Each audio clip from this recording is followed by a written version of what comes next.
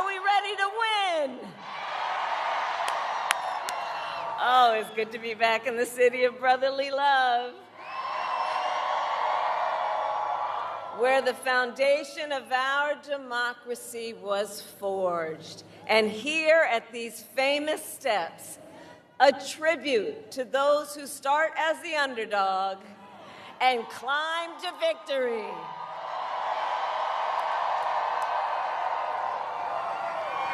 So America, it comes down to this. One more day, just one more day in the most consequential election of our lifetime, and the momentum is on our side.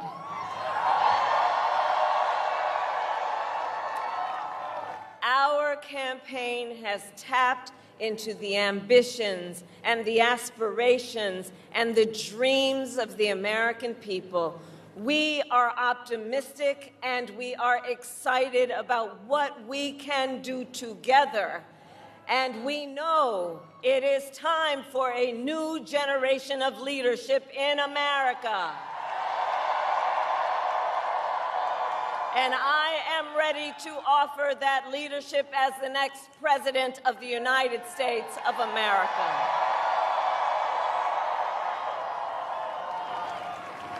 However, the race ain't over yet, and we must finish strong, and this could be one of the closest races in history. Every single vote matters. So let me ask you, who here has a plan to vote?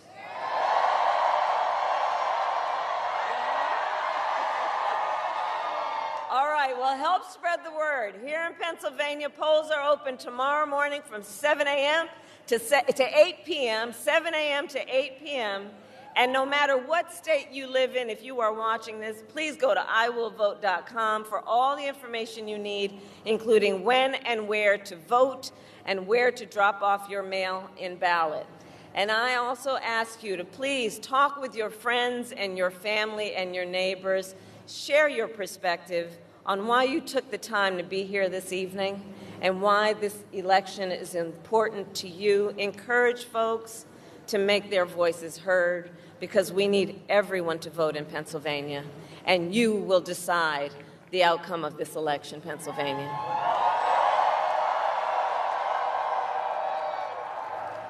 So with only a few hours left, we still have work to do. And as you've heard me say before, we like hard work. Hard work is good work. Hard work is joyful work. And make no mistake, we will win. We will win. And we will win.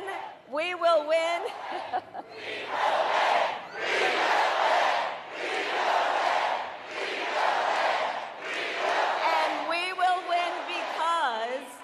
And we will win because when you know what you stand for, you know what to fight for. And we have an opportunity in this election to finally turn the page on a decade of politics that has been driven by fear and division. We are done with that. We're done. We're exhausted with it. America is ready for a fresh start, ready for a new way forward where we see our fellow American not as an enemy, but as a neighbor. And we are ready for a president who knows that the true measure of a leader is not based on who you beat down, but based on who you lift up.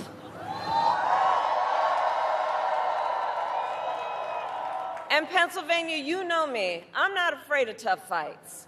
For decades, as a prosecutor and the top law enforcement officer of the biggest state in this country, I won fights. I won fights against the big banks when they ripped off homeowners. I won fights against for-profit colleges that scammed veterans and students, against predators who abused women, children, and seniors, against cartels that trafficked in guns and drugs and human beings. My entire career has been driven by a singular purpose: to fight on behalf of the people.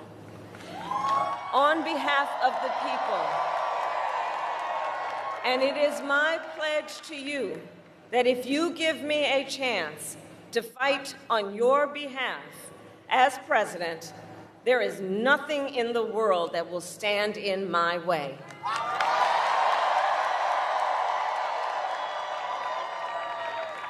And instead of stewing over an enemies list, I will spend every day on your behalf working on my to-do list.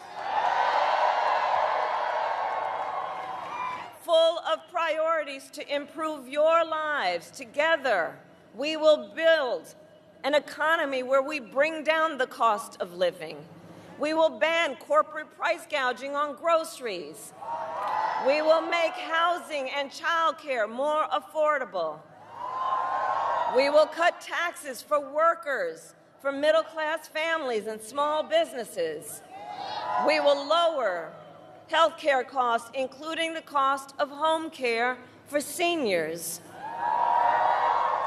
Because on the issue of health care, I absolutely believe access to health care should be a right and not just a privilege of those who can afford it.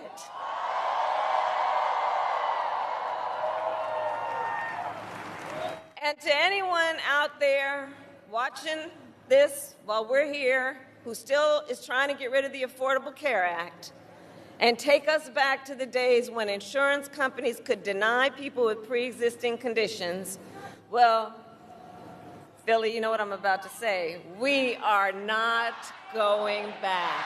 We are not going back. We're not going back. And we are not going back because ours is a fight for the future and ours is a fight for freedom, including the most fundamental freedom of a woman to make decisions about her own body and not have her government tell her what to do.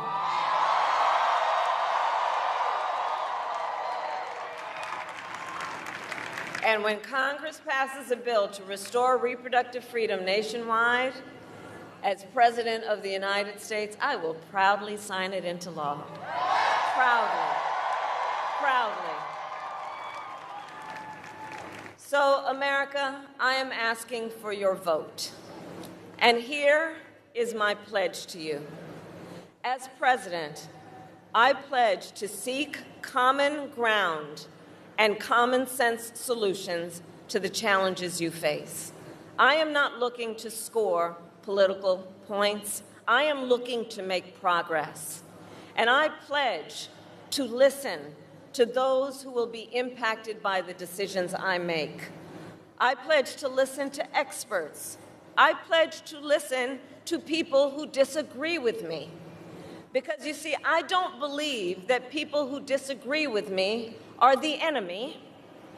I'll give them a seat at the table. That's what real leaders do. That's what strong leaders do. And I pledge to always put country above party and self, and to be a president for all Americans.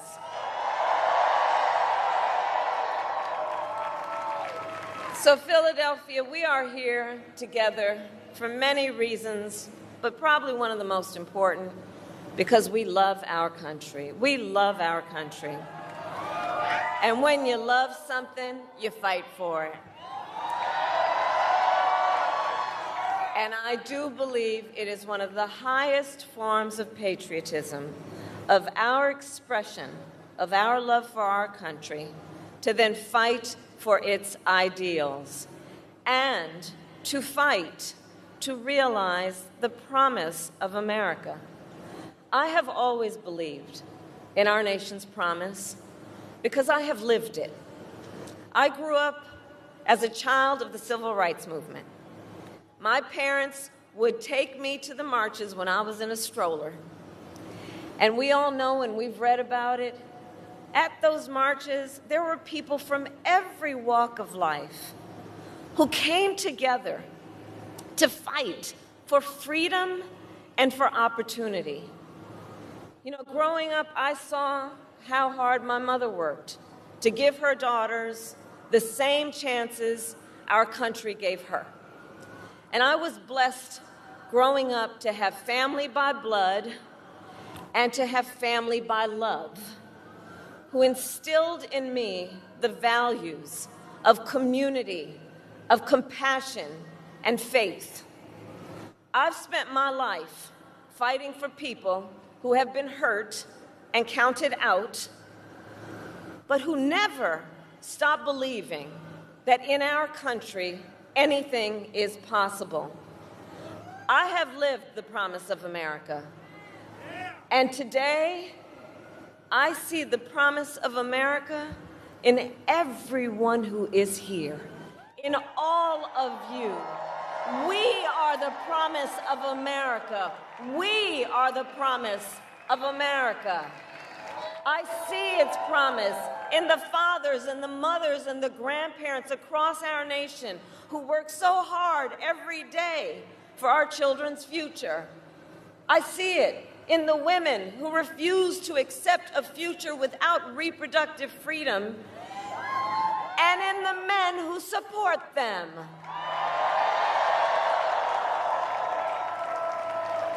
I see it in people of all ages who have knocked on doors, made calls, sent texts, and who will spend tomorrow driving their fellow Americans to the polls. I see it in Republicans who have never voted for a Democrat before, but who put the Constitution of the United States above party. And I see the promise of America in all the young leaders who are voting for the very first time. Where are you? I know you're here. I know you're here. And you who are determined to live free from gun violence, who are determined to tackle the climate crisis, who are ready to shape the world you inherit. To you in particular, I say, I see your power, and I am so proud of you. Can we all applaud our first-time voters?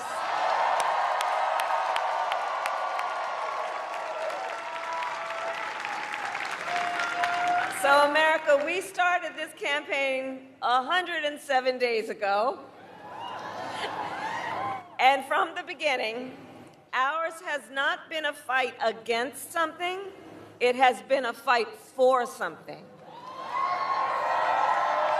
A fight for a future with freedom, with opportunity, and with dignity for all Americans. Our campaign has brought together people from all corners of this nation and from all walks of life, united by our love for our country and our faith in a brighter, stronger, and more hopeful future that we will build together. And tonight, then we finish as we started, with optimism, with energy, with joy,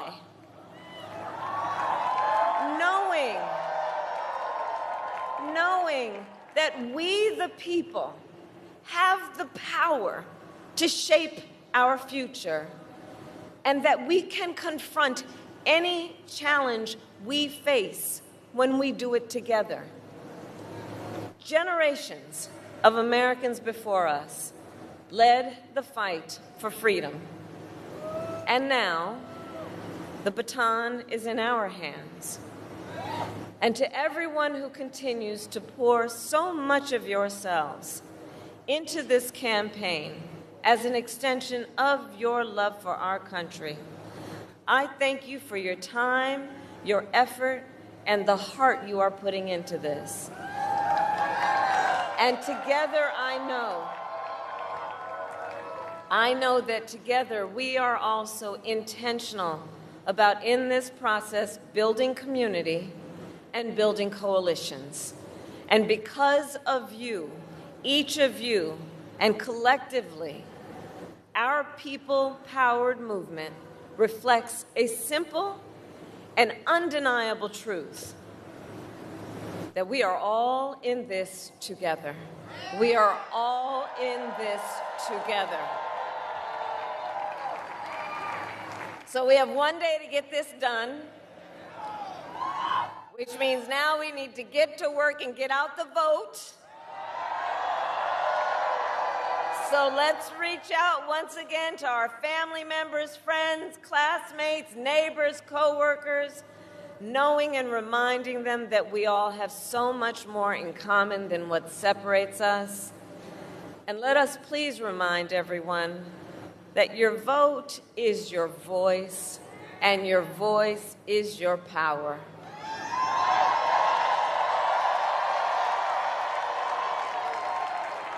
So tonight I ask you one last time, are you ready to make your voices heard? Do we believe in freedom? Do we believe in opportunity? Do we believe in the promise of America?